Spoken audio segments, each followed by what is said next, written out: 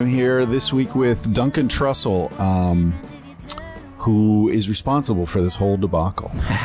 Is that how you say debacle? I always used to say debacle. Debacle sounds like something you'd wear. Sounds like something a blimp pilot would wear. A blimp pilot. Put on my debacle. Oh, shit, man. We're like 15 seconds into it, and you're already cracking me up. This morning I was listening to... I intended to listen to your podcast with Daniel Bolelli. Bolelli. Yes. Okay. And your intro went on for like 20 minutes and just had me like rolling. Oh, that's awesome. It was just insane. I never got to, I had to come here and I never got to the actual interview. But cool. Anyway, this is Duncan Trussell's a comedian, well-known comedian, just back from a triumphant Canadian tour. Yes. Vancouver. He rocked Vancouver 3 nights running, sold out shows. Yes. People turned away in tears at the door. Weeping. Suicides. Inconsolably. Someone almost died at the show. No joke. They laughed to death? No, they were on some kind of psychedelic, and it was right before the show. I was standing in the lobby, and this guy just came stumbling out of the theater, and his eyes were just black as night, and he had this look on his face of. Do you ever read H.P. Lovecraft at all? No. Well, it's all his stories are about people who come in contact with an ancient evil that's so dark and terrible it like melts their mind permanently. Ow. That was the look on his face. That's why I don't read it. Like he'd just seen the coils of Lucifer. Like he'd just seen a demon. The look on his face, you can only get that way when you're having like the worst trip. And he came out, leaned against the wall, did the wall slide down, slid down the wall, and then passed out.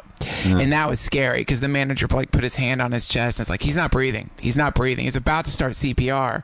And then the guy like popped up and he's like kind of like has that like, it's the funny thing about having a bad trip is this mix of terror and like being apologetic. You know what I mean? Like you're sad, you're sorry to die in front of people. You're politely dying. Yeah. And so then, but then he was okay. He didn't die. Thank God. That sounds more like alcohal than hallucinogens. His eyes were so dilated, man. Like, opioids, maybe. Maybe it was that. Heroin.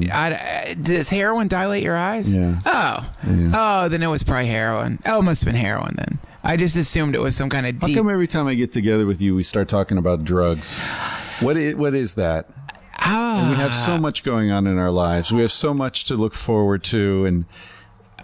You know what it is, man? We're in the gutter immediately. Drugs are not in the gutter. I hear from so many people. All right, I never finished explaining why this is all your fault. Okay, so I was on Duncan's podcast, the Duncan Trussell Family Hour, my favorite podcast. Thank you. Twice. And both times I ended up revealing all sorts of personal things I had no intention of revealing. Right. Including the last time I took acid and one of the more memorable times I took acid. Yes. Yeah. And so I've been hearing from people on Twitter mainly, everybody saying, dude, you're my hero.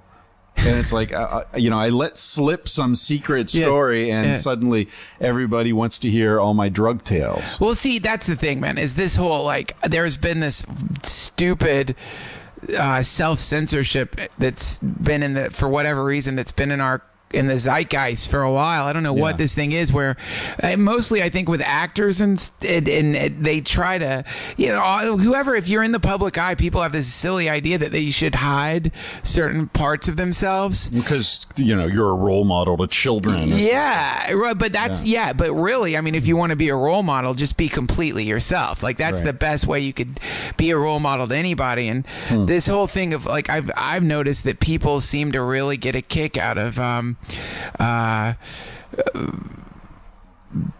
people being completely and 100% honest about themselves, because then they trust you.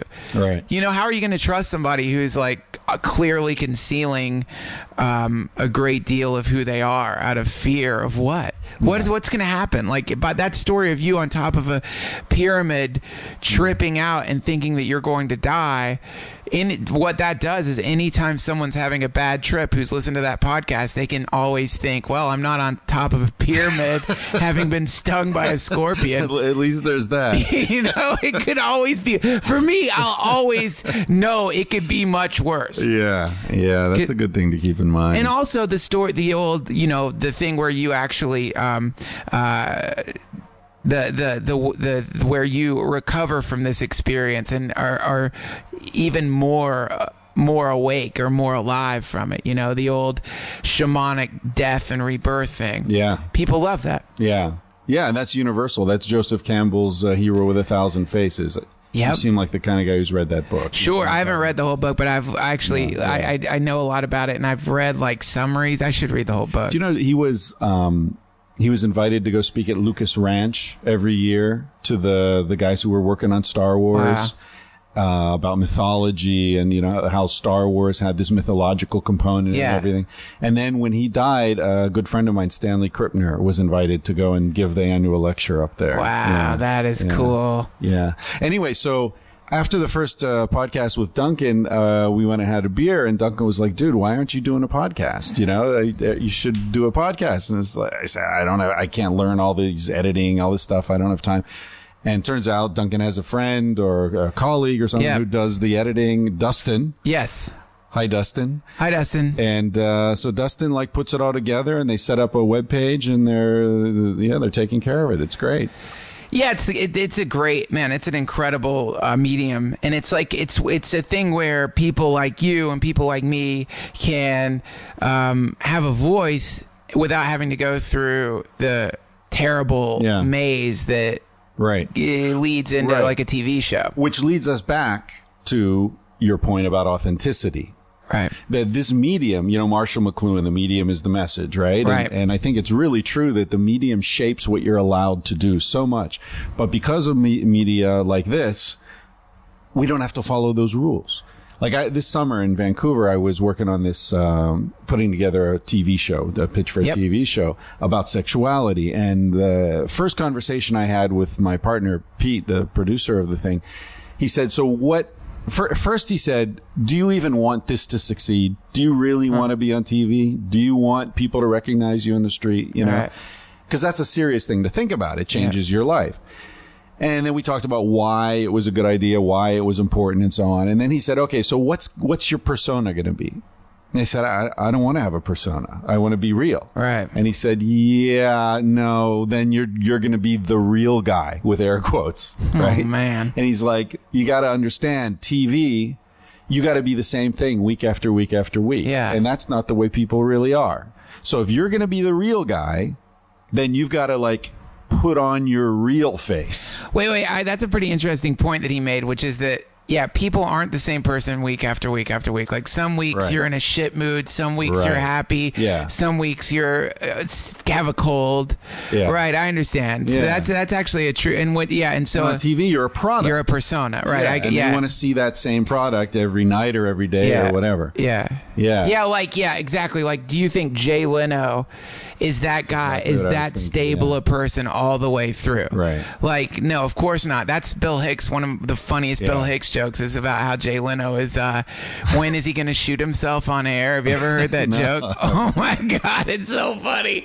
Like how depressed Jay Leno has to be after years of being a shill at that level. Like you just have got to want to kill yourself because it's just so fucking intense to have to the monologues there's advertisements in the monologues. You know that, right? No. A lot of people don't know that, but if you watch his monologue, somebody put together this wonderful montage of all the different shill advertisements woven into his monologues. Like he'll mention a product or something? Yeah, like, it's the Wendy's girl's 40th birthday today. Right. And then they cut to they'll try to do a little sketch, but it's clearly an advertisement for Wendy's where he's talking to the Wendy's girl and he's like, so Wendy's is known for their square burgers, their notable burger shape. politics, like the corporate line kind of woven into the thing.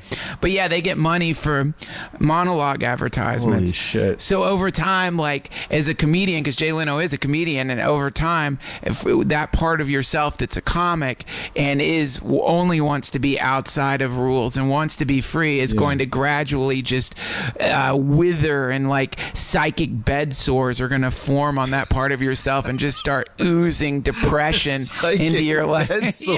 Can we just pause for a moment to appreciate the genius of psychic bed sores? Yeah, just thick, giant, gaping, oozing sores on your soul from having to like soul sores from having to endure the abrasive, the endless abrasion of that kind of thing. Because after you make Jay Leno probably, I mean, we can only speculate how much money that guy has, because he says that the money he lives off of is the money from the road. Like he goes on the road and makes money, and the rest of the shit, I guess, just gets carried by dump trucks into some vault on his property. And so, like after a certain amount of time, you're just, what are you? You're like some experimental mouse on a corporate treadmill doing interviews with these drones night after night. Poor Jay. I know. Hey, a memo to Dustin: contact Wendy's to get our cut, right? Because we've mentioned Wendy's. We get that, should get at least $200. Yeah, definitely. All right, so here's the thing that I want to talk to you about. All right, you're the only professional comedian I've ever known. Right. I knew Len Belzer's brother. Okay. We were pals in New York, but I never really hung out with Len. Right. Is that his name, Len? Or am I getting? Are you talking about Richard Belzer? Richard, yeah. Len was his brother. I was right. Yeah, that's what I thought you meant. Brother, yeah. And so I used to go to clubs and stuff, and you always got into that. But that was my only exposure to professional comedy, other than typical watching stuff on TV and all that. But I mean, the comedian to me seems to be. I mean, I know everybody's different and all that, but someone who is a comedian seems to me to be a very interesting mixture of personality traits, because a lot of comedy is, and in fact, the best comedy, I think, is about our insecurities, our fears, all this stuff that normal people are afraid to talk about. And that's, the court jester kind of function of comedy. And yet it takes incredible courage to stand up in front of people. I do a fair amount of public speaking, and I've seen that, and that's everybody's greatest fear is standing up in front of people, and then to reveal these hidden parts of yourself is like one of the most courageous things a human being can do. So there's this weird juxtaposition of, look at me, I'm goofy, I'm insecure, all this stuff, and yet the courage to participate in that. It's a very interesting thing for me. Yeah, you hear that. I mean, that's something people say, the courage of getting on stage. Like, you hear that, and it's, I think way back when there was a kind of wild courageousness in the beginning, and I still get terrified every show. I still get nervous about going, I have to before a show, I will stay in my hotel room and just kind of like, it's weird. I just go into the ketamine. Smoke. I would. I don't even know where to get it, but I would probably try that. I actually, I don't like on the road. Like, there's certain, you can smoke weed on the road, but you can't do, you can't do or I'm afraid to do any drug that fucks with, dopamine or serotonin, because I feel like you need to have this specific weird chemical balance in your brain to be able to be on stage. It's very odd. I think that's superstition, but it's the courageousness thing. Let me just address that, because I don't see it anymore as courageousness. I see it as a I don't know. It's for some reason I don't even know. It's weird. It's more like overriding. You're overriding a certain type of. You're overriding a pain more than anything. It reminds me more of like going into an S&M dungeon than courageousness or something. Really? Like you're like overcoming this. I think what must be a genetic thing that makes people not want to be rejected. You've read about how rejection, the experience of rejection, is in a different part of the brain than other negative experiences, Right. and the theory behind that being that being rejected from the tribe was doom. Right. So that's the last thing you want. So if you get in front of a group of people and a crowd rejects you, Right. it's similar to being banished by the tribe. Right. Which is why bombing on Feels like stage death. is just. Ugh, it's Yeah. the most fucked up feeling, man. It's the most fucked up feeling. Really? Oh, yeah. It's like Do you ever get used to that? I mean, not that you bomb very often, I presume. you never get used to it. Yeah. And as you do stand up more and more, you do bomb less because you learn to you learn tricks. But you have to go through that, right? Well, yeah, and I if mean, you're no working on- comic ever doesn't bomb ever, right? Well, if you're going to work on new material, Yeah. you're going to bomb. Like if you're going to work on new material, you're not going to, if you have comics develop a set that will do good, Right. and you learn jokes. But if you're working on new stuff and you come out with new jokes, they're just not going to do as good as, Right. and if they do as good, then it's an anomaly. Generally, if you come out with new jokes, if you're lucky, you'll have a joke that just totally works. But a joke is kind of like a living creature that feeds off of the attention of an audience, and every time that you go on stage, it grows a little bit more until finally it becomes the end bit. But that's after many, many, many times of repeating it in front of a crowd. Right. You kind of learn. There's a collaboration that's happening with you and the audience where That's interesting. you're learning from their response what's funny about the joke, or tributaries that stretch out from the joke that lead to other places, so it grows. Yeah, as a writer, you don't get that. That's one of the things I regret about performing as a writer. That you don't get that. You get it from, you show it to a friend, you show it to your editor. Yeah. And then it's in a book or an article or something. So it's like you don't get a chance to work on your material in front of a crowd and see, what does make them laugh? What do they find a little offensive? What's going over the line?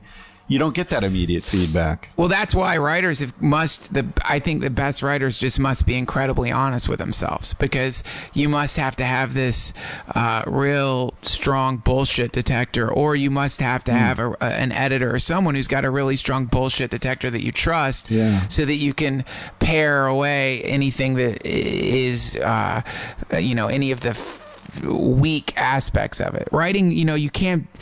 The worst writers are the ones who, it seems like, are tricking themselves. Right. And they're not being hard enough on themselves about their writing to go through, making it good. Yeah. It's so hard, though. I mean, you write something and then you go back 6 months later and look at it and it's like, wow, that's so different from what I thought it was. Yeah, I know. Sometimes better, sometimes worse, but you need a distance to really see it at all. Yes, you do. Yeah, you just need, you've got to be able to get away from it. You need, if you're going to have you need an audience in your head, I guess. Yeah. And you need that audience not to be too hard on you, and you need it to not be too nice. You got to to internalize that. Yeah. So do you have a joke, you have jokes that really work well, and then you go in a different crowd and that joke falls flat? Oh, yeah. And is that your delivery, or it's just a different group of people that the chemistry is different? It's usually delivery. It's usually what happens. There are crowds that suck, but these are far less. It's kind of like Dallas. You know what it's like? It's like a mountain climber. If you're a rock climber, you can't. There's going to be rock faces that are impossible to climb. Right. But generally, if you're a really good rock climber, if you've seen really good rock climbers, they can get up any rock. Right. They just know how to do it.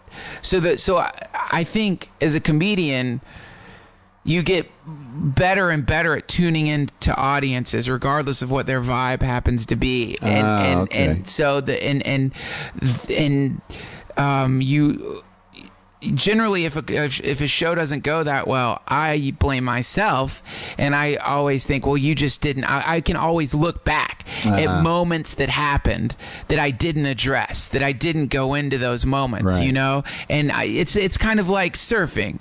It's like you as a surfer, pretty much any wave you can ride if you know what you're doing. Right. But if you try to ride a wave based on the way you've ridden other waves, Right. then it's not going to work as well if you have these rules, you know, Right. because an audience is a wave, you know, it's a wave, it's like it's a temporal wave that is the combination of every single person in that audience, Right. which has created this gestalt, and your ability to connect with that gestalt and tune it into your idea of the universe or your subjective understanding of life is that's what stand-up comedy is. Yeah. Yeah. It's fucking profound, man. It's fun. great. I love it. It's one of the trippiest things ever. It's one of the strangest, trippiest things ever. And is it different? I mean, I'm sure it's different, but like qualitatively, is it different if you're in a crowd of 50 people versus 500? Yeah. You know what I it's mean? hard, Is there more homogeneous? Like, are crowds of 500 more similar? So like sampling error, you know, if you sample 500 people, you're more likely to get a consistency of results as opposed to 50. There's a lot more variation. Right. Wow, You know that's what I mean? cool. I never thought of it that way, but yeah, totally, man. It's I always looked at it as, you know, when I was just starting to do stand up at the Comedy Store, this comedian. It's so weird. I barely performed at all, and nobody was in the original room, which is where they do all the shows, and you have to to even be allowed to perform in that room. It takes time. And so I thought no one was in there. It was during the day when I was working there, and I'd gone on stage with a microphone to a completely empty room and was just talking into the microphone, pretending I was performing for people just to see what it felt like. And this comic who had been, who knows, probably sleeping back there, started explain this strange trick, which is fascinating. And I still think about it to this day. It's if you can get the right side of the room laughing and you can get the left side of the room laughing, then the middle of the room will start laughing because there's laughter on both sides of them, and they'll feel like they should be laughing no matter what you're saying. So there's this in a big crowd, if there are pockets of non-laughers surrounded by laughers, those pockets will tend to start laughing just out of a kind of crowd response. You want to be part of what's happening around you. Right. So there is that element of it too, because comedy is there's some strange form of hypnosis in what you're doing. Yeah. You know, and so bigger crowds are easier than smaller crowds. Yeah, and interesting. the cool thing about the Comedy Store, I learned to do it, is they will put you up at shitty times. So there's times where you'll perform at midnight in front of 4 people who have just seen 11 comedians. They're drunk. They're tired. They don't even know why they're there. They're seeing 4 of you on stage because they have double vision.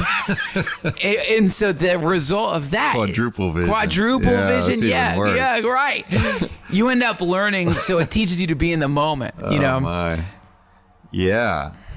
And so if you go on after someone who bombs, are you in a worse position or a better position? I think worse. There's some comedians who think that's good because they're like, well, if he did that bad, it'll be easy to recover. Yeah, But I don't see that. I like to follow someone who just crushed, unless it's someone who did nuclear bomb crushing.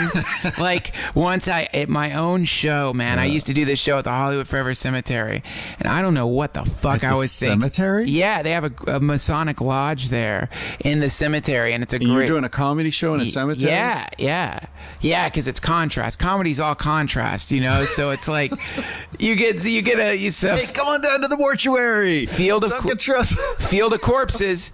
Come to a field of corpses, and we will make you laugh because it's man.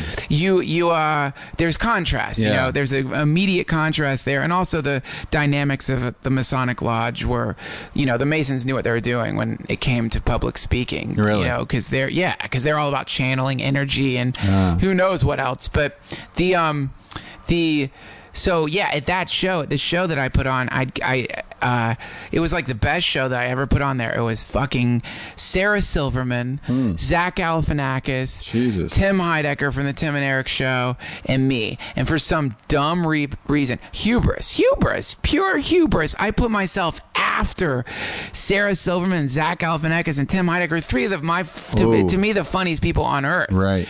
And man, boy, did I bomb. Really? Oh, yeah, dude. Really? I couldn't follow that wave of genius. And like, you know, Galifianakis, man, it was like, it made me feel like a street sweeper directly after they bombed Hiroshima. Like just like ashes of what must have been a city. God. Like, he's so funny, but yeah, he's so funny. But so in that case, following like a series of explosive.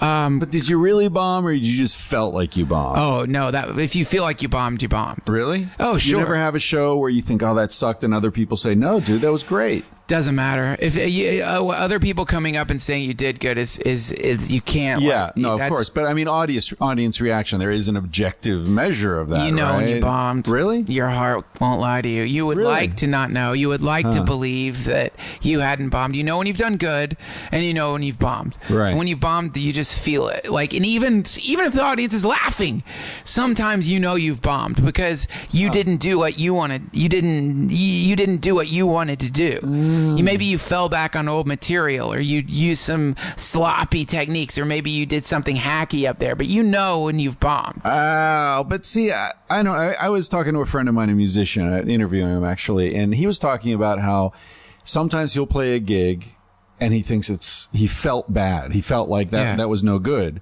But then he'll talk to people in the audience, or he'll hear from people in the audience, or he'll go back and listen to the recording. Yeah. And I'll be like, fuck, actually, I played really well. Right. It felt like I was screwing up, but the objective recording of what he did that night is really good. And I get that with writing sometimes, where I'll write something and be like, yeah, whatever. And then I look back on it later and it's like, oh shit, that's better than I thought. Sure. You know, it fits together in ways I didn't notice when I was writing it. Right. Well, you know what? I guess you can't get too like, I guess like thinking like I think it's another form of hubris to be like, I know exactly how I've done. Yeah. So I guess you can't be that like stringent about something, but I'm sure that people there's ego involved. So people are always coming up to you and saying, hey, that was great. Even if it wasn't. Yeah. I guess not reliable. There's, you know, those moments when you're writing, like, and they don't happen all the time, but you definitely just feel that connection happen. Yeah. That flow. Yeah. That thing. Yeah. That to me is the compass, the true north, is that feeling.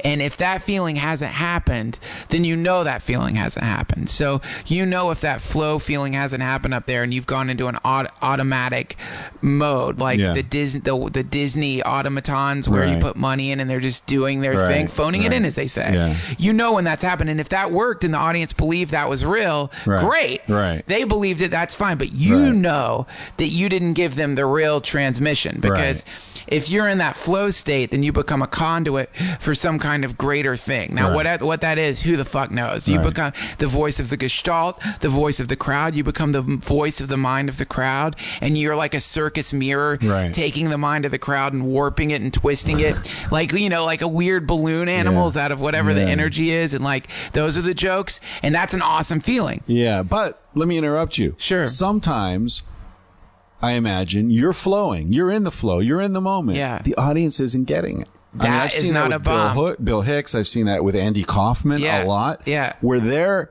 in a moment of genius. Not a bomb. And the audience doesn't catch it. They don't know what the hell's going on. That's fine. That's fine, man. You know you've done it. Right. Like, you know when you're doing it. Like, that's fine. To me, that's fine. Right. That's much better than if they're loving it and you know that it's a fraud. Like, you know, if you begin to get too concerned, like, you want the audience to have a good time and you want them to have a great night. But if you get, in other words, if like any artist starts making their art with a feeling of like what the audience wants the art to be, then the art will not be as pure or as incredible as it is if you're like, I'm going to do something coming from me, and hopefully it will be met with enjoyment. But that's a byproduct. That's not the point. Yeah. Well, that's like jazz. You know, the greatest jazz initially, or the greatest classical music initially, nobody understood what the hell was happening. Right? You know, it was like, that's not music. You know? And then later the culture catches up to it. Yes. So then that brings us to another thing I find really interesting about comedy is that it's such a community of comedians. Yep. And I think, correct me if I'm wrong, but my sense is that you value the opinion of other comedians in a way that you can't ever value the opinion of audiences. Sure. Because there is this art to it, and a comedian could see you and say, fuck, that guy's in the zone. That guy's flowing. Yeah. This is great material. Yeah. Too bad the audience isn't getting Yep. it, but who gives a shit? I recognize this is great material. That's right. Yeah, and that's Bill Hicks, right? I mean, he wasn't, as far as I know, he wasn't really that well known. He died young. Yep. But he's so beloved by comedians that he lives on, 20 years after he died or something. That's right. Well, it's just he was pushing it. He was fucking fearless. Yeah. But interestingly enough about Bill Hicks is if you look back he started stand up at a very young age, and his stand up was started off in a very like classical set up punchline way. It was very, technically great. And then it just sort of shifted into the subversive kind of Carlin-esque, Lenny Bruce, societal commentary, anger. David Cross does it too. Yeah. Well, Carlin started the same way with his whole straight phase. Lasted a long time. That's how it works. Until he started smoking some weed. Yeah.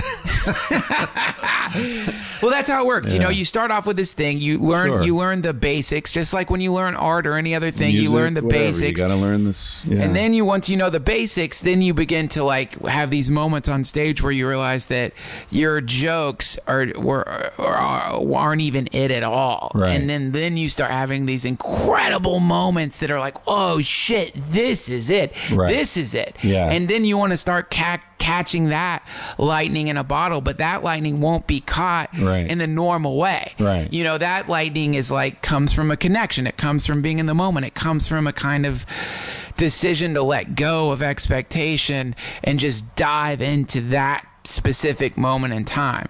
Which is why when you watch stand-up on TV, you're not seeing stand-up comedy in the real way any more than if you watch someone make food on the Food Network. You're not getting the real experience. You're not smelling the food. You're not tasting the food. Right. So when you go and see a comic, it's not just the comic. The comic is the nucleus of a cell that consists of the club, everyone in the audience, what happened that day, what the weather's like, and whatever other unidentifiable quantum mechanics happen to be happening in that moment in time. That's a stand-up show. So when you people see Bill Hicks and they're like, Bill Hicks wasn't that funny. I don't know. I don't like Bill Hicks. He's just not funny. It's like, yeah, but you weren't there in person. Right. You don't know what that felt like to be in the room when he was tuning into the audience and electrifying people. And freaking people out. And, Yes. people went to a Bill Hicks show, I imagine, think, oh, let's go to hear the comedy, honey, Yeah. And they walk out of there with their fucking balls in their hand. Yes. I mean, it's like it's nothing they'd ever seen or heard before. They went to a black mass. They went to a cultural black mass where all the precepts or all the ideas they had about popular culture got put on a fucking subjective altar and decapitated, eviscerated, flayed, sliced up, ignited. And the end result is you leave, and also because it's funny and people are laughing, you're getting hypnotized, and then you leave there exactly like you said with this. Your fucking paradigm has been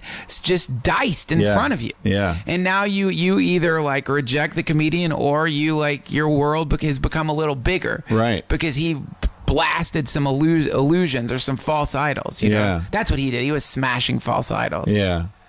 Yeah. Andy Kaufman also. I mean, I love the way, you can make people laugh by saying something funny, and you can make them laugh by making them nervous. Yes. And he seemed to really be focusing in that, making people laugh because they were confused. Well, yeah, it's more of you sort of look at the dynamic of any show, any public speaking engagement, anything that involves someone on an elevated platform talking to a group of people. Right. And you get far enough back from that, and it is absurd. It is hilarious and absurd. But as a human, we take it very seriously. But if you were to go in your backyard, for example, and you saw a squirrel had an elevated stage that the squirrel was sitting on, and there was a group of squirrels sitting around the squirrel intently listening to the squirrel chitter, it would be the funniest, most absurd, silly thing you'd ever seen in your life. So in the same way as when humans do it, it's an absurd relationship. So Kaufman was making commentary on the absurdity of that kind of situation where someone's been elevated to that place. If you've elevated me to this place, well, then I'm going to torture you. I'm going to read The Great Gatsby. I'm going to create. I'm going to use your submission to me as a tool to shine a spotlight on the absurdity of this very thing itself. So it's kind of like anti-comedy, or it dissolves itself. You know, Tim Heidecker from the Tim and Eric Show, his stand-up, he's like, a lot of people try to you see a lot of people like, oh, they're just trying to be Kaufman, but then Heidecker is one of the greatest conceptual comics I've ever seen, because he is really good at like creating those awkward moments but making them funny. You know, because Kaufman, that's an important thing to realize about Kaufman, is that it was awkward, but I think there were huge payoffs. Like, it was funny. A lot of comics will try to like do this anti-comedy thing, and they'll get up there and think they're being like brilliant artists by not making people laugh and making Andrew Dice Clay. I never understood that. Well, he's great, man. Dice now Dice is like, it is. You're right though. That is conceptual comedy, and it is like a character comedy, but he's hilarious. Like, he crushes. When he performs, he crushes. And with Dice, it's like you get this, like, first of all, people in the audience will still get offended, right? And it's he's talking about having his tongue up a chick's ass. I remember like seeing him on a show or some, I don't know where he was, Letterman or something. And he started by saying, "So I got my tongue up this chick's ass." Exactly. And also the time when he was doing that, it was 90s. It was in 90s. That was still shocking.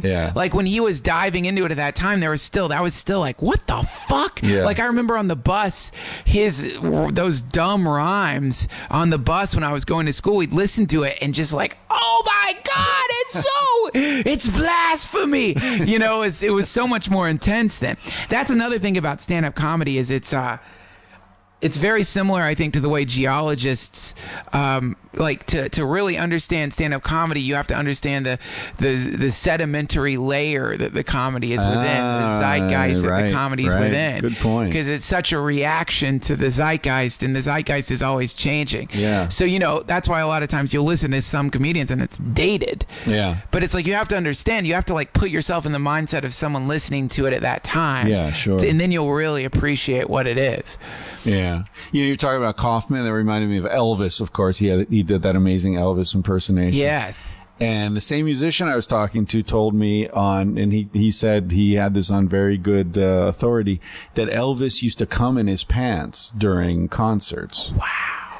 You ever heard of a comedian coming? No, hasn't happened yet as far as I know. That would be interesting. I mean, if you really like hit a moment and just have a spontaneous jizz in your pants. It would be the best. And it would also be great if you like say to the audience, you have to say that you just came in. You have to. There'd be a code of honor, I think. A code of honor. I mean, not only that, but to get into the Guinness Book of World Records, the first comedian to jizz in their pants on stage. I hope it's you, Duncan. Oh, me too. Man. Hey, when you're on stage and you're rolling, do you ever like just abandon material and say crazy shit that's coming into your 100%. head? Really? Yeah.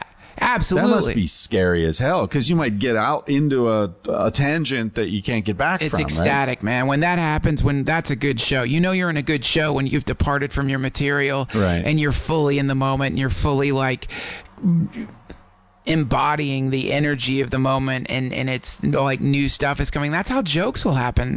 That's how like you'll remember stuff that you've said on stage, and suddenly you've got this new joke, which is why you've got to record your sets. So you go back and listen to grab those moments. Because you just say something spontaneously, you could forget all about it, but that's the core of a bit. That's it. Because on stage, your mind is really firing, in all cylinders. So and you're feeding off the energy in the room that you can't recreate at home. That's it. Exactly.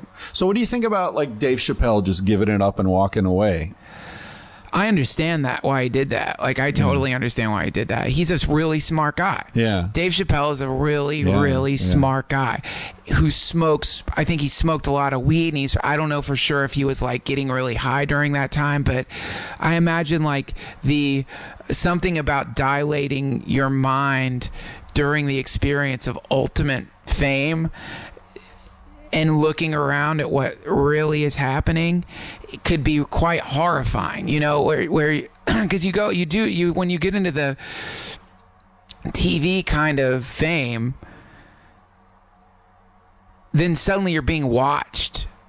You've gone into this bizarre Orwellian universe where, you know, when you see like really famous people walking on the street with a bag of clothes, or the famous picture of Glenn Danzig buying cat litter. Glenn Danzig from the Misfits. He's like this punk. He's like this punk icon. Like, but metal. At least it wasn't toilet paper.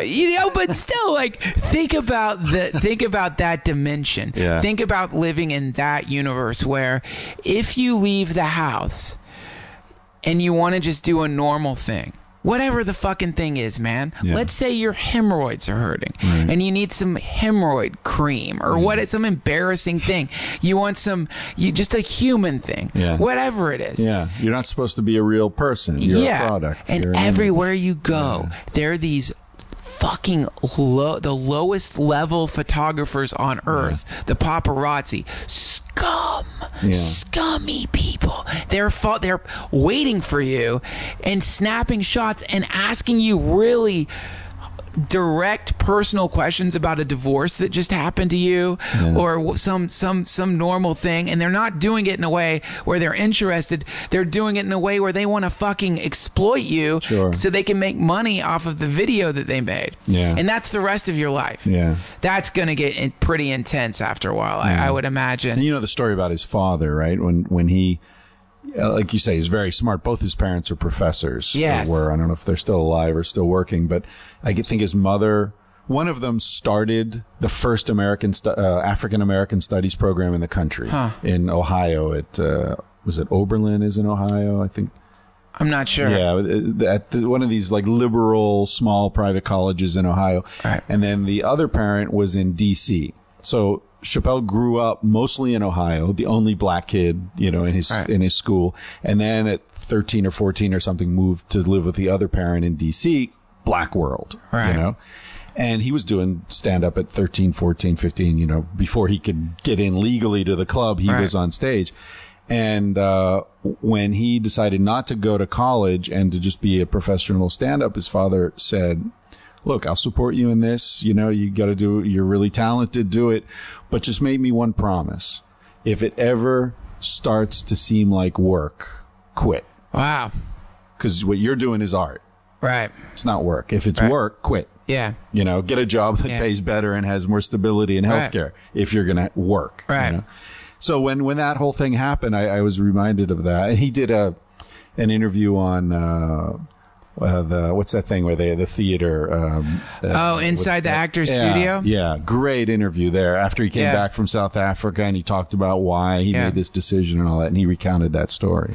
Man, to walk away, like, I think it's also a sign of how much of an artist he is, because to walk away from that much money, that says everything about him. Like, and I've seen him do stand up live, and it was fucking great, man. It was great. It was so good. And he's a genius, probably. He's probably a genius, but I love that, because there's the opposite of people like him. And there are people who have zero talent, comedically, but they're really good networkers. And so they will that's all they want. Right. All they want is to get their picture taken. All they want is money. Right. All they want is that kind of gratification, but they don't give a fuck about the art at all. In fact, they don't even like it. They don't even want to do it. It's a very strange thing, because those people, both sides are kind of cursed. Like, the artist who loves doing it but doesn't really want the fame is cursed, because they're probably going to end up with a lot of success because they love doing it so much. So why do they love doing it, though, if they don't want the fame? Well, it's a byproduct, man, because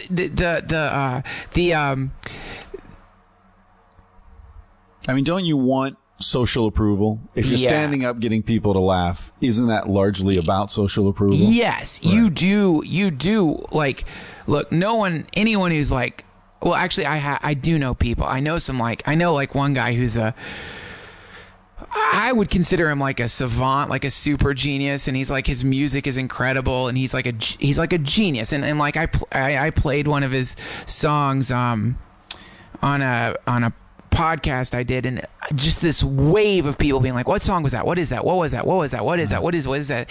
And like, I never talked to the guy because he's a recluse, but like out of the blue, he calls me. He's like, hey, you can't put my music on. I don't want my music out there. I'm like, people love your music. Like, it's really, really good, and people love it. He's like, yeah, I don't care. He's like, he doesn't want to be famous. Right. And he's super talented, and he would, on his albums, he would put his name is Anonymous Non-Robot 2000 because like he didn't want people to know who he was. And so those people do exist, but I think there's something exhilarating about being embraced by a lot of people, and it's nurturing, and it fills you with and it feels really good. Yeah.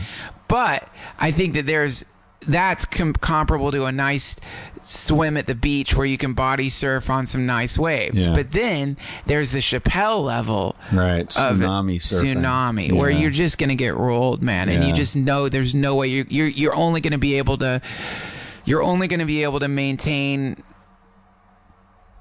being on top of that wave for a certain amount of time, but eventually you're going to get the old American version of the Mayan child sacrifice, which is you're going to tumble, rip your heart out. Yeah, because that's what they do. Yeah, it's the most bizarre thing where they take the networks will take a person, bring them in, raise them up, give them endless money, the best food, you get the best food, the best clothes, the best women, everything that apparently they used to give like kids at Mayan sacrifices. They'd like oil their skin and just give them all the fucking great food and like give them everything they wanted, and then one day, bam, sacrifice. And then all of a sudden everyone's like, oh, Chappelle's insane, Chappelle's crazy, he's a drug addict, he's a junkie, must be a junkie drug addict, right? And it's like, you were just loving this man, and now he's like some vile, repugnant thing.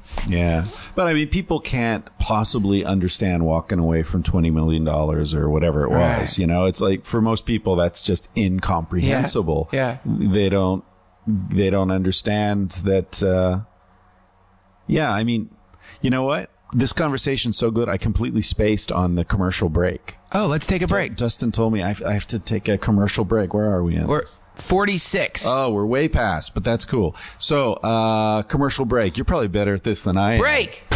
Oh, but we have to say things. We have to say, like, go to feralaudio.com and you can donate. Click on that donate button. Yes. You can also click on the Amazon affiliates button for all your Amazon purchases, which gives us a cut of Amazon's money, but doesn't cost you anything extra, amazingly. So we get to screw over Amazon a little bit together. Let's do that. You can check out other podcasts at feralaudio.com, including my personal favorite, the Duncan Trussell Family Hour. Yes. Always entertaining. And what else am I supposed to say here? Oh, iTunes. If you like the podcast, please go to iTunes, rate it, and make a comment. Apparently, that's really important. Very important. Yeah, do that because their algorithm, that's like what pushes you up the charts, is the ratings and the comments. Yeah. Strangely, I looked at the two that I was on yours, and the popularity or whatever was really low. But I know they got a lot of downloads. Well, no, that's because you looked at them probably either right after I posted them or just today. Yeah, the popularity is not going to stay high on them forever. Like, it kind of moves up the line with the most recent ones. Oh, really? Yeah. It's not like a cumulative thing. No, the popularity gauge goes up when they first come out and then drops down over time because people kind of move up the line of podcasts. Got it.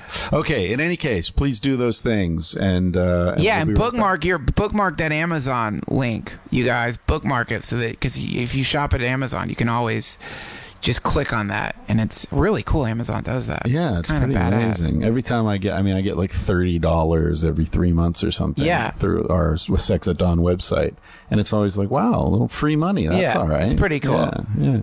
Okay, we're gonna take a break. Bye. All right, and we're back with Duncan Trussell. I'm sitting in Duncan Trussell.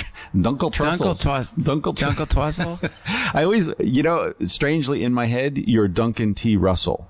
That sounds much cooler. It's like a distinguished, actor from the 50s. Duncan or something. T. Russell. That's Duncan T. Russell. Sounds more badass for sure. Yeah, maybe you should change your name. Too late. Duncan T. Russell. It could be, the T-Rex. There's something T or... I think it just sounds kind of like... It makes me think of like... Duncan T. Russell. It sounds like a... kind of like a Texan. Yeah. It sounds like a Texan oil tycoon or something. Duncan T. Russell. Yeah. Or no, maybe someone who sells mattresses in Texas. There you go. In Topanga, I'm staying in Topanga. Somebody had some old mattresses by the side of the road. They stood them up vertically and spray painted a message. They wrote, "Nothing really mattress anymore." Oh, that's pretty cool. That was pretty cool. Mattresses are pretty disgusting, man. Especially the ones you find by the side of the road. All mattresses. Like a hotel mattress. Do you ever think about that? When you're in a hotel? I try not to. Because when I was in Vancouver, they put me in the honeymoon suite, which for a second, I'm like, this is awesome. And then I'm laying in the bed and I start realizing this is just a sponge for jizz. I'm sleeping on a jizz sponge, essentially. Oh, that's all a mattress is, right? Well, not if it's a waterbed. Well, that's true. I had a king-sized waterbed with a leopard skin cover when I was 15. I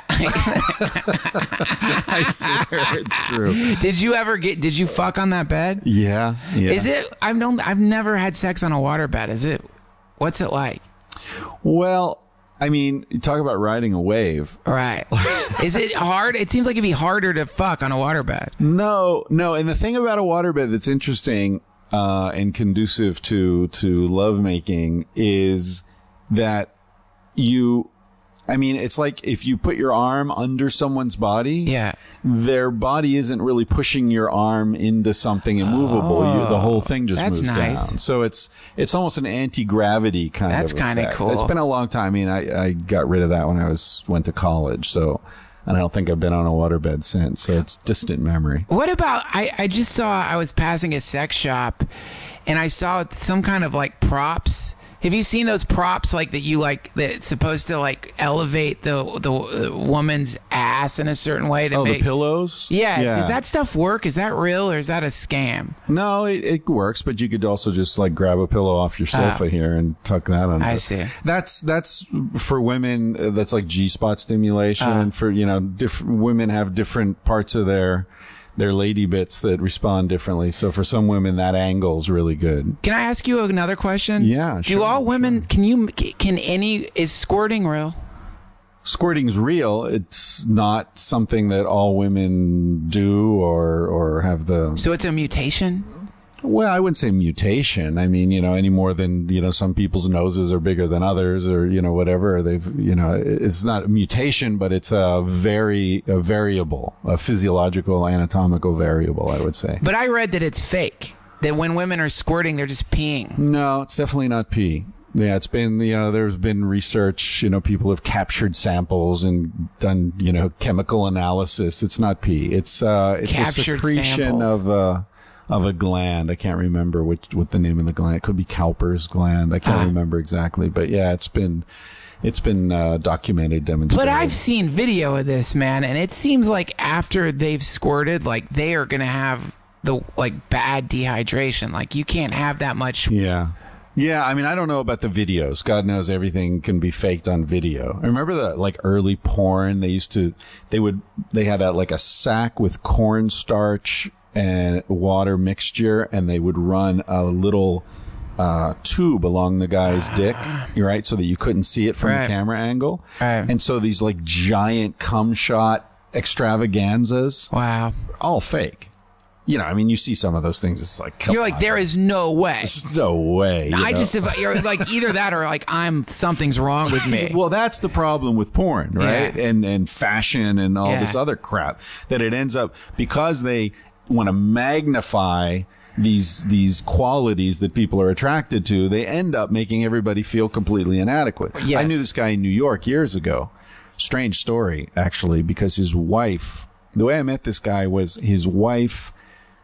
I met his wife somehow through I don't remember, some business thing. This is in the mid 80s. I was like mid 20s. And this woman said, I got to know her a little bit. And then she asked me to have a drink one day and said she had something really serious she wanted to talk to me about. We hadn't had sex or anything, a little flirtation. And she said she wanted me to impregnate her. Because her husband had leukemia, and the radiation or the chemo or whatever he was getting had made him infertile, but they wanted to have a child. Yeah. And, you know, she thought I was young and fertile and blah, blah, blah. And I was a prime candidate. And so I went and met him and hung out with him and got to know him a little bit. I never did impregnate his wife, but his job at the time was, this is the 80s, right? So before Photoshop and all that, he was an airbrush expert. Right. And one of his biggest clients was either Playboy or Penthouse. I don't remember which. And he told me that, like, one of the things he did a lot was, for the centerfolds, they would take one woman's legs, another woman's torso, and a third woman's head, and fuse them all together, and that was your centerfold. Wow. Right? And the other thing he did was, they would have these women, really large-breasted women, they would wrap an ace bandage around her neck, down under her breasts, to hold her breasts up, right? And then take all these shots, and then his job was to airbrush out the ace bandage, so her breasts just seemed to be suspended in space. That's amazing. Right. You know, so what a bunch of bullshit. You know, it's just bullshit everywhere we look. Yeah, it's that's incredible. right. Yeah, out there, like in that world, yeah, for sure. In the world of magazines and TV, it's all crap. Yeah. Well, that world, which is this world. You know, here we are in LA, you know, it's Jesus everywhere. Yeah, well, yeah.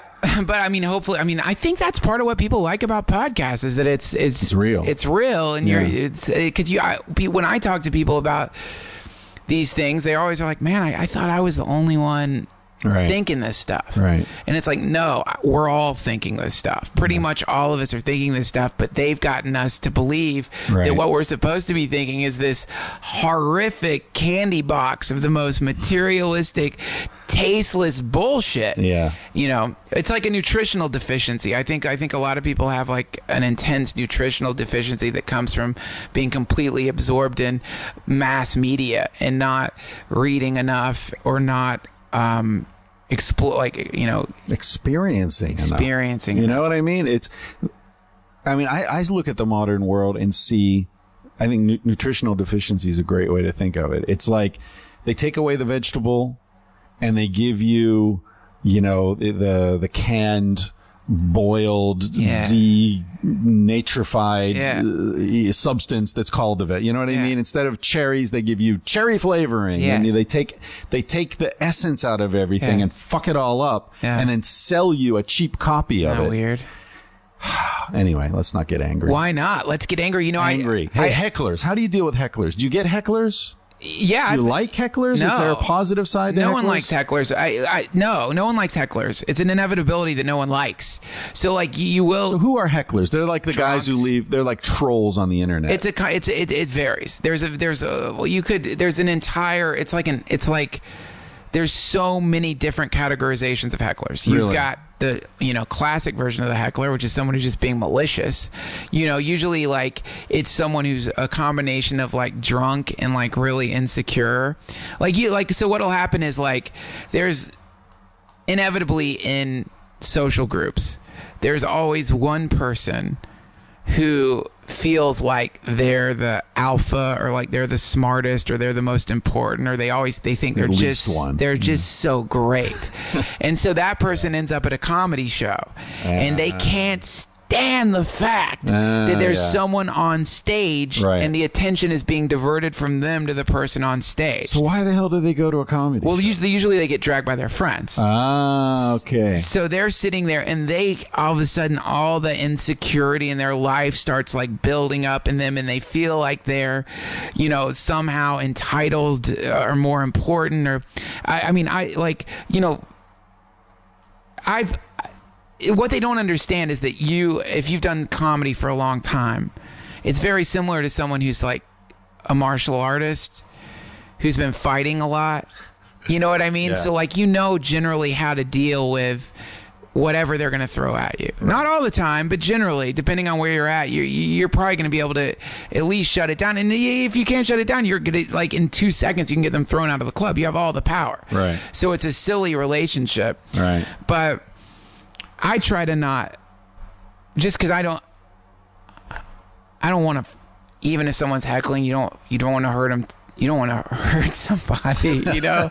But like, well, in the way you just described it, I mean, if you said that, what you just described, like, you know, great. Let me explain what a heckler is. Yeah. A heckler is a guy who's so fucking insecure, he can't stand to see anyone else getting attention. Yeah. I imagine if you just said that, most of them would fucking melt away. Rogan does that. Like when you watch Rogan do what he does to a heckler, right? It is really speaking of martial arts, fucked up, man. Yeah. Like I've seen him destroy people, like destroy people. Like I've seen him like just because but in a way they deserve it. It's always like some drunk asshole. It's like some drunk girl who's like thinks she's like somehow like in that one like 45-minute period she can't fucking stand the fact that like everyone isn't looking at her, and then it just ends up always just because the audience does not like hecklers either. Right. The audience isn't like, oh, this is great, you're really helping the show. The audience is like, they paid money to see you. They don't want to have to deal with some asshole. So the audience, you have the entire tribe against you, and you're drunk, and it's never going to work out. So you're going to end up getting thrown out of the club after being humiliated, and your friends for the rest of your life will talk about the time that you like shit yourself in front of an entire crowd, essentially. There's another good shtick you can do. I mean, between that and the insecurity, I can't imagine anyone making a peep, man. Well, no, I mean, but you know, generally though, I mean, the heckling is something that malicious heckler is more rare than the helpful heckler, which is like someone who, you know, like in Vancouver, there was a girl who had listened to a podcast I did with my mom, and my mom has cancer, and so it was a really like intense podcast, and I'm doing a stand-up show, and this girl yells out, "I love your mom, Duncan," during a stand-up show, and it's like, okay, that's great. But there's no way when someone says, "I love your mom," you can't respond to that in a negative way. Shut up. Yeah, shut up, you bitch. You bitch. You fucking whore. You love my mom. Get her out of here. I'm on stage, not you.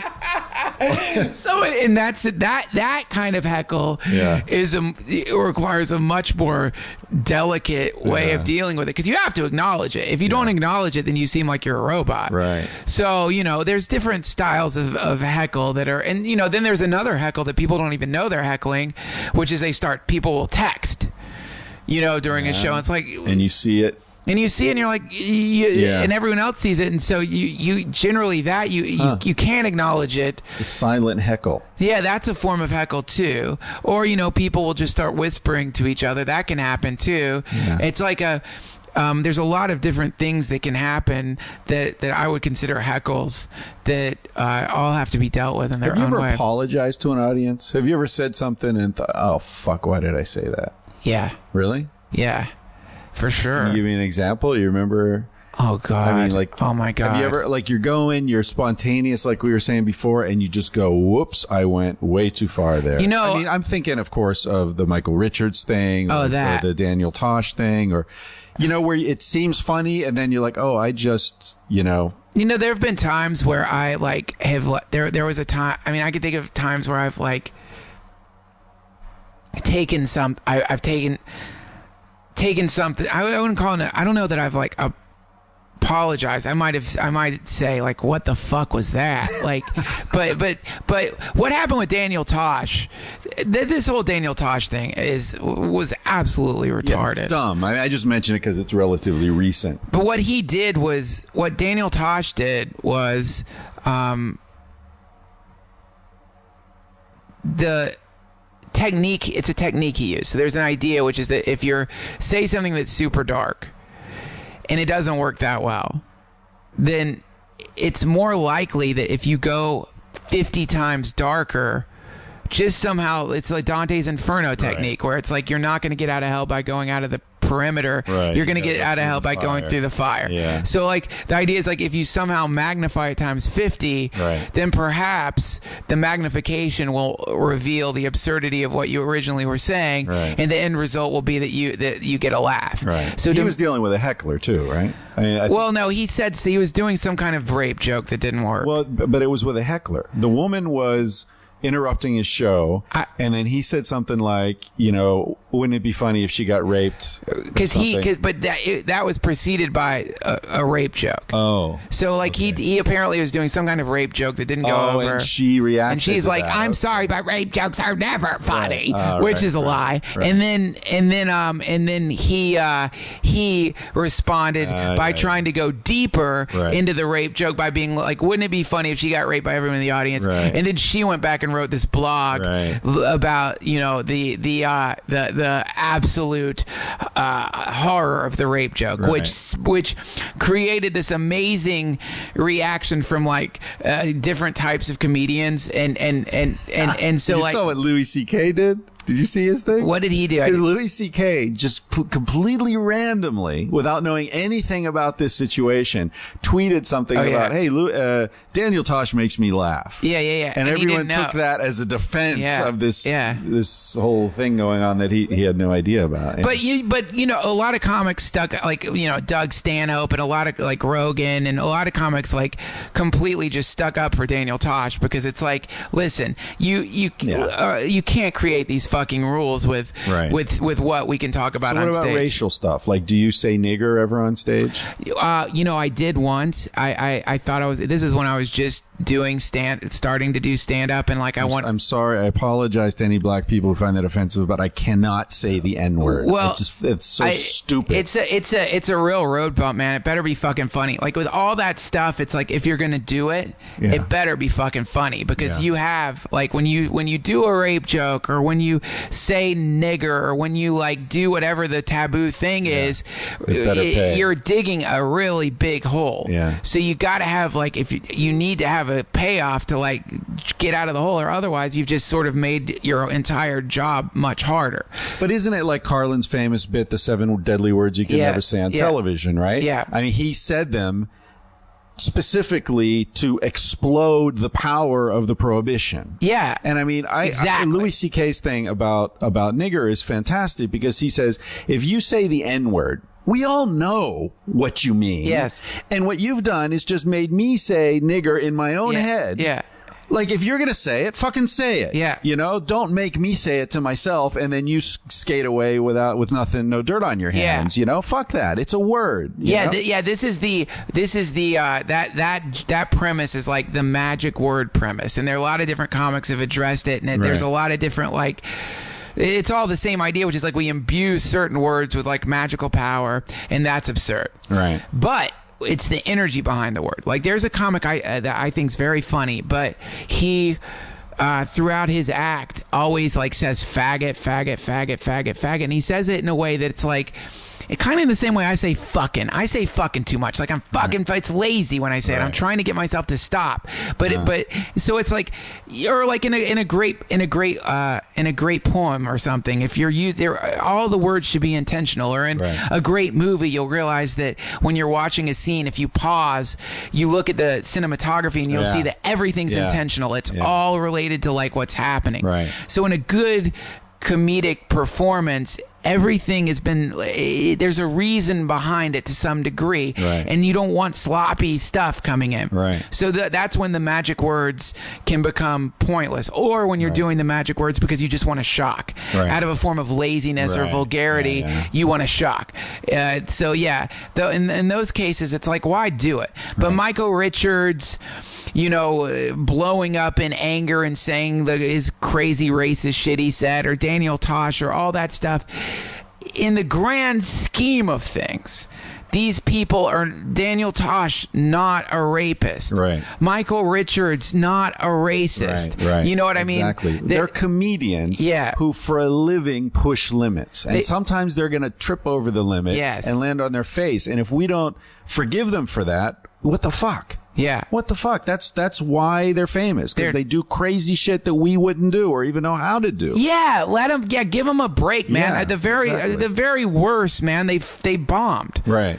And they whatever the fuck they did was stupid, but then they inevitably, like, Tosh handled it well. Michael Richards, poor guy, he had to go into seclusion, sail down a river. Like, he had to go to some river cruise. Rehab. Like, they go to rehab. Comedy rehab. Rehab is our stocks. Yeah. Rehab is the modern day stocks, it's where public humiliation. Yeah, go to rehab and you're forgiven. Right. It's so dumb. Yeah. It's like, meanwhile, if you look at our president, he's using remote controlled robots to blow up United States citizens without a trial. Right. And everyone's like, yeah, totally fine. Yeah, but did you hear what Daniel Tosh said? Yeah. Yeah. Oh my God. Yeah. So hey, are there comedian groupies? Are comedians just getting laid left and right on the road? Do they line up off stage and is it like a Hendrix show? Not this comedian. Hasn't happened yet. I mean, that idea is personally for me, I have no game. I'm not good with my tail feathers are warped. The number one thing that women say is attractive in men is sense of humor. Okay, but so imagine this. By the way, I know comedians who go out on the road and it's a goddamn Roman orgy out there, and I need to talk to them because I have to find out the tactics. But for me, it's like my friend Ari puts it this way. He's like, unless a girl is being completely forward with you. Right. After you get off stage, it's not going to happen. You don't know how to deal with it. Because here's what it is. It's like the show's over. Right. Crowd's leaving. Right. You go outside to say hi to people. People are coming up and wanting to talk to you. A girl might come up and say, hey, I thought you were really funny, and is throwing out some kind of signal at that moment. And then I guess if you're good at it, you can read those signals and you know what to do, but what are you going to do? Because you have people around you. Are you going to suddenly turn into the guy where you're like, see you guys later, I'm going to talk to this girl now. Hey, what's up, man? You like my show? Yeah. What are you going to do? Definitely not that. Not that. Not that. So I'd always, there's a sense of there have been times when girls who have liked the podcast have approached me and have been for, but then I feel weird because it's well, I don't want to trade on this. Yeah, right. That's a great way to put it. I don't want to trade on. I don't want to be I don't want to be fucking, I don't know what the word for that guy is, but it feels strange and not somehow wrong. Yeah, I don't know. But then on the other hand, you're horny, you're in a hotel room. It's it would be nice. I just don't know how to do it. Yeah, I need to talk to you. I need to talk to you about it. I'll give you some pointers. I need to get tips from you. I need to talk to, what's his name? Strauss? Neil Strauss. Yeah. Because I was in a 5-year relationship, so all my tail feathers are clipped. When I try to do whatever whenever I try to do my mating dance, it's just this clumsy thing, like a wounded animal, a kind of seizure of a seizure. That's not a seizure. That's his mating dance. Poor guy. My mating dance is a seizure of loneliness and horniness. It's lust seizure, I don't know how to do it. That's all. I just don't know how to do it, man. Well, all right, here's the first thing. If a woman comes up to you and says, so how long are you in town? That you wanna think. Then I'm fine. Yeah. That doesn't happen. That doesn't happen? I thought you were really funny. You're a great job. Yeah. I mean, it's like, that's it. Like, there was a time when, like, I had a girlfriend, and there was a time when I got off stage and I had, like, done some blowjob joke or something with a bad interaction with a girl in the audience, where I think I may have said that, because she had her tongue was pierced. Her tongue was pierced. I think I might have said, like, a tongue piercing is essentially like just a public announcement that you're great, that you're dedicated to blowjobs, right. and Hey, that's true, right? It started in the gay community. I mean, tongue piercing, there's no point other than blowjob. No one's ever, like, looked at a girl's tongue piercing and been like, wow, well, that is a beautiful silver ball that you have at the tip of your tongue. Any guy who sees a tongue piercing, all your things like, that's for blowjobs. That's a blowjob tool. You're a blowjob cyborg. Enhancement. You've enhanced your body to give blowjobs. Right. So I said that, and then after the show, she, like, was immediately hitting on me, like, like, so you think I'm good at blowjobs? You think I'm good at? But I was in a monogamous relationship at the time, and it's got that trembly thing where you're like, your body starts like someone's running a low level electrical current through it. Where you're like, I can't. I won't. Right. I had to, like, go downstairs. I had to go down into the club and was like punching my leg, like, you're not gonna cheat. You've never cheated before. You will not cheat. Oh, it was it was about the monogamy. It wasn't about the woman freaking you out by coming on to you. No, if I had not had a girlfriend, that would have been a great night. But, like, all over but it takes that level of forwardness, right? Because there's a limited amount of time after a show. All right. But by the way, I know this is me. I'm talking about me. I'm not talking about these. But I got the answer for you, dude. Please. All right. When you got to, like, work in a little bit about comedian groupies. And how there aren't enough of them, or they're confusing, or whatever. On stage. On stage as part of the act. And like, well, I'm giving a comedian advice. No, you're not. No, I'm not sighing. The sigh that you're hearing is one of, like, me being perplexed and trying to think of how to do this. Yeah, but I mean, because it is funny, right? I mean, you could, like, do this whole thing about, like, it's not like being a musician. It's not like being, in fucking what is the band Californication? Yeah.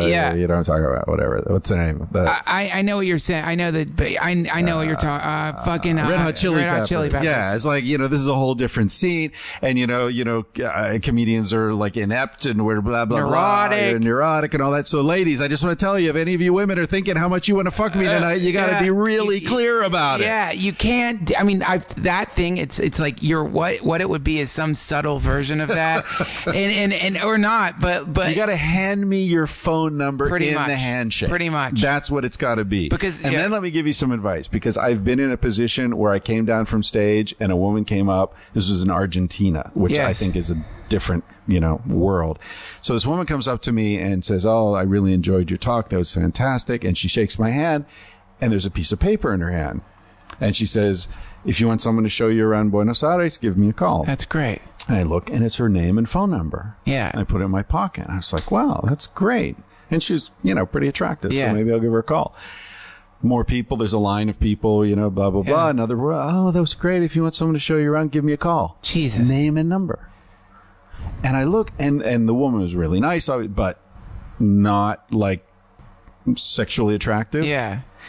And just as I was putting her number in my pocket, I thought, what if they get mixed up? Because I'll never remember who was who. Shit. Different pocket. So now you've got the pocket system. Got a pocket system. Yeah. See, you have a pocket system. Well, yeah, not that I've used it very often, but there is the pocket system. I won't name the names, but I know a famous comic who, in his heyday, this is, what, I'm not even going to say, because too many people will speculate about who I'm talking about. But I know that they're like, in his heyday, that opens it up. I'll give some hints. This is a comic in the 80s who had a show and a lot of movies and became like a weird kind Eddie of Murphy sex symbol. No one say who it is, but he had someone who would actually take Polaroids of the girls at the show that wanted to talk to him, and then they would put their phone numbers on the back of the Polaroid so that then he could like go through the pictures to decide who he wanted to hook up with.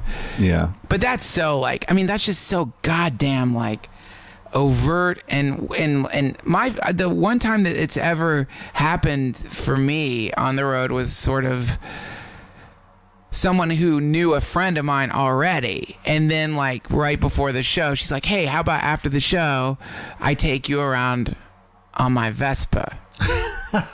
This was your show in Rome in 1972? No, it wasn't, but that was kind of like, yes, great, Vespa. Awesome. Hey, there's nothing better than Vespa sex, man. Did you rock the Vespa? No, we didn't fuck. We fucked in the back of her Vespa. It was hot. Vespa sex. Speaking of Vespas, a friend of mine told me recently, actually a guy I interviewed for the podcast, Tal Ruspoli is his name. His parents met when his mother was like 13 or 14 or something. His father was in his 30s. And they met at a party at Roman Polanski's house. Whoa, shit. I don't know why, but Vespas. He's an Italian prince. Sure. So I think, Vespas, Italian princes, it's all the same. Yeah. Polanski's an Italian prince? No, my friend is. Oh. Yeah. You have a friend who's an Italian prince? It's crazy. Yeah. Yeah, he's a cool guy. Very interesting guy. He's a film producer, director. He's doing a documentary now on monogamy. Cool. Which is how I met him. He interviewed me for the thing, and then we had dinner. He's shooting second camera on Oliver Stone's recent film, which I haven't seen yet, but apparently has an interesting love triangle. You know what I'm talking about? Savages. I know what you're talking about. Yeah. Yeah, there's some polyamorous love thing going on in the middle of that. That's cool. Yeah. Well, anyway, listen, man, this has been fantastic. I'm sure we're way over our allotted time. But this has been a blast, man. It's been fantastic. You're so fun to talk with. Yeah, definitely. I'm glad we got some of your stories. The other things have been more about my misadventures, wandering onto a psychiatric hospital while tripping my face off and so forth. So if you want to hear those stories, check out Duncan Trussell's archives. Yes, go back. Go back in time. 2 episodes. Yeah. Definitely good stuff. Anything else? You're a pro. You're a pro at this. What am I forgetting to mention? I guess I should go back through the, Amazon affiliates. Go to the Feral Audio page. Sure. You can see Duncan's stuff there. You got a page there with archives. Yeah, you can go to my website, DuncanTrussell.com, and I got a bunch of podcasts there. Well, you got T-shirts and decals. Sure, and there's all stuff sorts that, we're all out of the shirts. We're getting new ones now, but which are made by Thai children, if I remember. Thai children, we teams of Thai children. And are they strapped to the machines? What's that? Do you chain them to the machines? No, we use them as the material. They're not made by Thai children. They're made of Thai children. I'm sorry, I misunderstood you. Yeah, they're made by robots. Okay, robots fly through Thailand and they scoop the street kids up, and then they drop them into these amazing chemical slurry that transforms their young bodies into really soft T-shirts. So definitely I gotta say, chemical slurry is just a great phrase. I love that phrase. It's slurry. Slurry, yeah. It's like slurpy, slurry. Yeah. Okay. All right. Well, before we go off into slurry, so go to the Feral Audio page. Duncan Trussell's there. Obviously, Tangentially Speaking's there. All sorts of things you can click on, donate, send us your spare change, and we'll use it wisely. Thanks for listening.